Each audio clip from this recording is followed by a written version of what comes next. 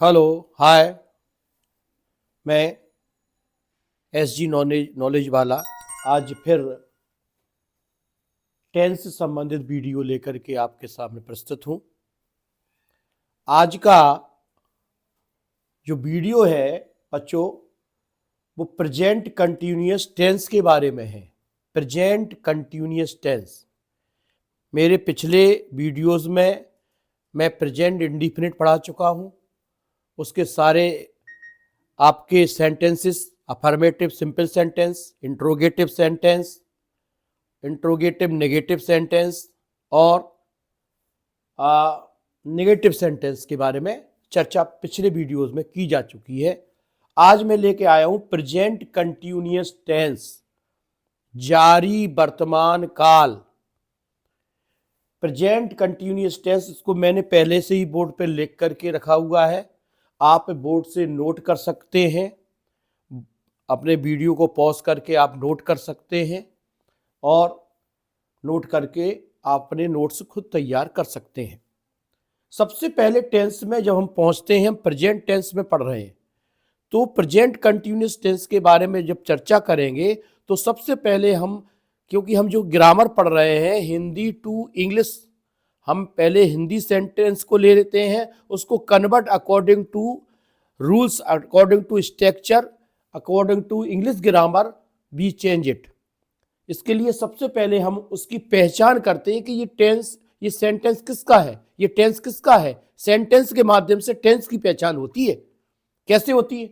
जैसे कोई वाक्य आ गया हमारे सामने, अब प्रेजेंट कंटिन्यूअस है कि इंडिफिनिट है, तो इंडिफिनिट के लिए मैंने पहचान बताई थी कि जिन वाक्यों के अंत में ता है, ती है, ते है आदि शब्द आते हैं, वे वाक्य प्रेजेंट इंडिफिनिट के अंतर्गत बनाए जाते हैं।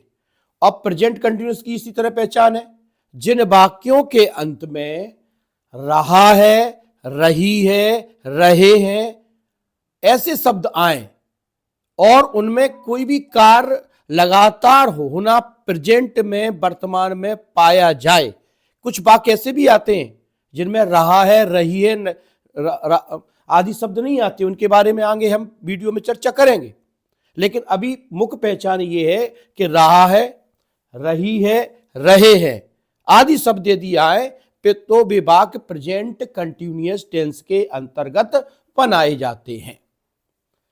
अब हमने उसका एग्जाम्पल भी दिखा हुआ है, जैसे राम बाजार जा रहा है, तो जा रहा है, जा रहा है से मालूम हो रहा है कि ये वाक्य है लगा हुआ है और कंटिन्यूटी दिखा रहा है, कोई भी काम इसमें लगातार हो रहा है, तो ये प्रेजेंट कंटिन्यूअस ही टेंस होगा।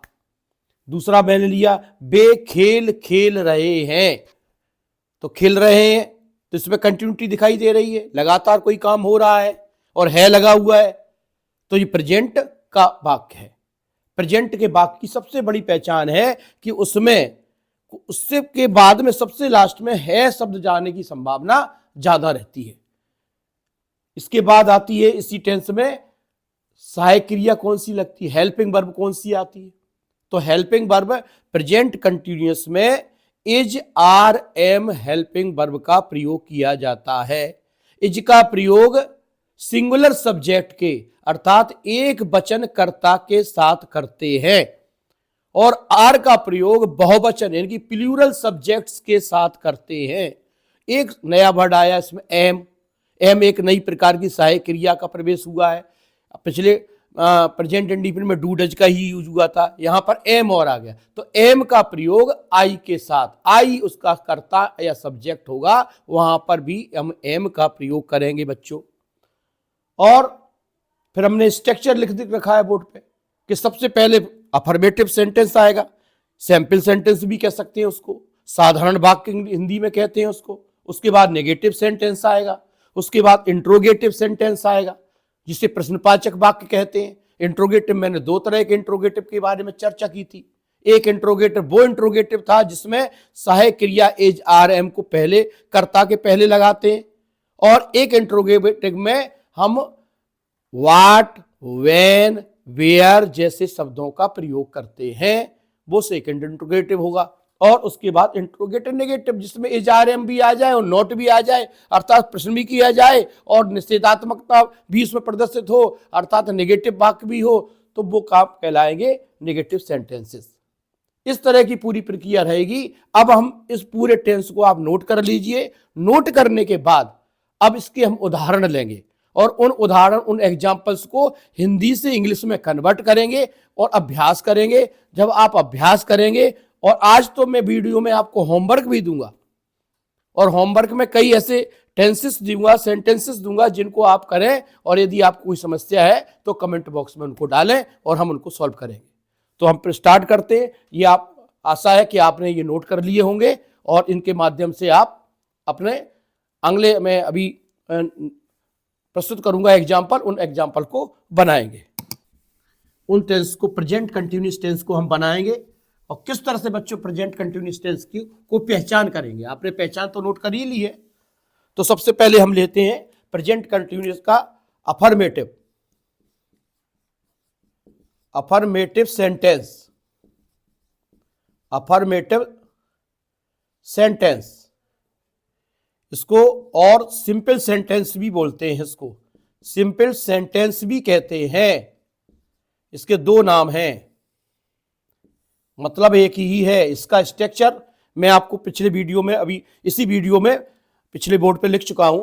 अब मैं एग्जाम्पल ले रहा हूं।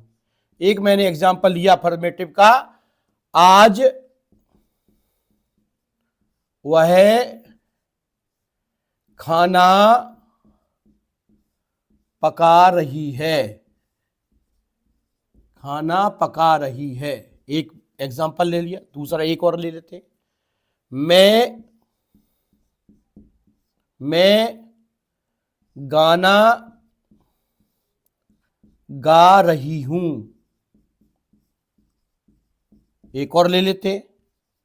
वे गीता पढ़ रहे हैं।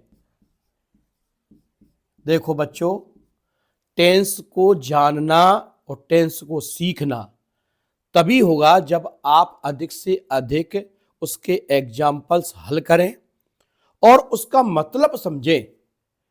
क्योंकि जब भी आप टेंस बनाते हैं, टेंस को कन्वर्ट करते हैं, तो आपका सबसे ज्यादा कंफ्यूजन या विवाद या समस्या जो खड़ी होती है वो इस बात में होती है कि ये वाक्य किस टेंस का है। तो सबसे पहले आपको पहचान याद होनी चाहिए। मैं बता चुका हूं कि ये जो पहचान है रही, ये बता रही है कंटिन्यूअस को, और जो है वो बता रहा है प्रेजेंट को, कि ये प्रेजेंट टेंस है, और रही का मतलब और रहा का मतलब या रहे का मतलब ये कंटिन्यूअस है। क्योंकि कंटिन्यूअस का तात्पर्य ये है कि वाक्य, कोई भी कार्य लगातार हो रहा है।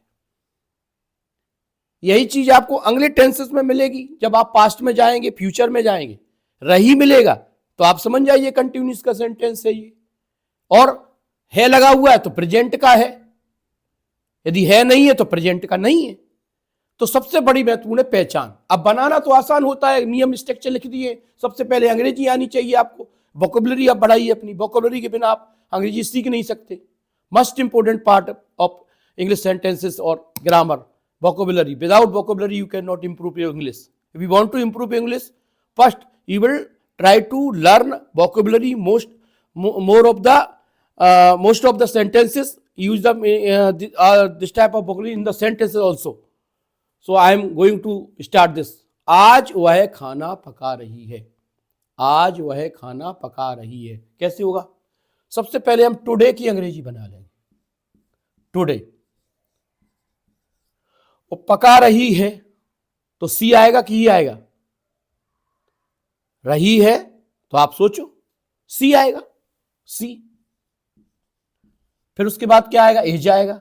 हमने लिख चुके हैं, हमने बनाया था अफर्मेटिव का स्ट्रक्चर, उसमें लिखा एज आएगा। और पका रही तो क्या आता? पकाने का कुक आता तो कुकिंग हो जाएगा, आईएनजी लग जाएगा, वर्ब में I N G. Today she is cooking, और किसको पका रही? फूड को। हो गया। मैं आई के साथ, मैंने क्या कहा था? आई के साथ एम आएगा, आएगा एम।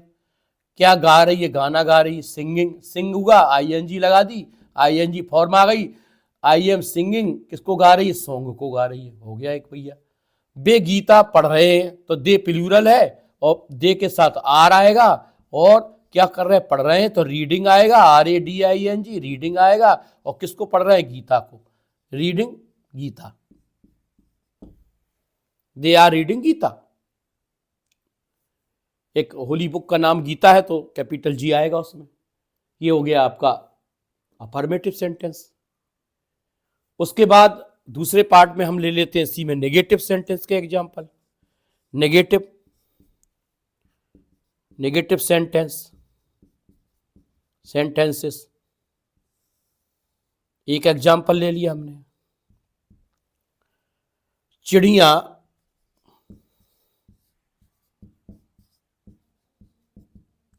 आकाश में नहीं उड़ रही हैं। दूसरा, सूर्य पूर्व में नहीं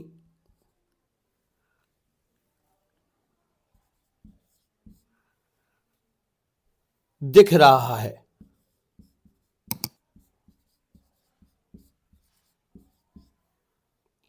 तीसरा ले लिया, मंजू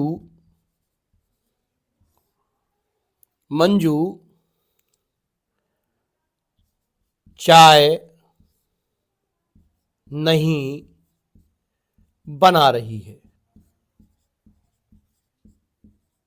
ये हो गया। चिड़िया सबको मालूम है, बर्ड्स क्या आएगा, आर आएगा, बर्ड्स आर। फ्लाई का फ्लाइंग हो जाएगा, इन द, आर के बाद नॉट आएगा क्योंकि हम नेगेटिव सेंटेंस लिख रहे हैं, ये this is compulsory, not, birds are not flying in the sky. इसी तरह सूर्य पूर्व में नहीं दिख रहा है, तो सूर्य the sun is not showing in the east. Manju चाय नहीं पका रही, मंजू सिंगुलर है, सिंगुलर फॉर्म है, एज नॉट पका रही है, तो मेकिंग अ टी। इस तरह से ये वाक्य आपका अफर्मेटिव हो गया और नेगेटिव हो गया। इनको नोट कर लीजिए, अगला जो शेष भाग रह गया वो नेक्स्ट वीडियो में प्रस्तुत करेंगे।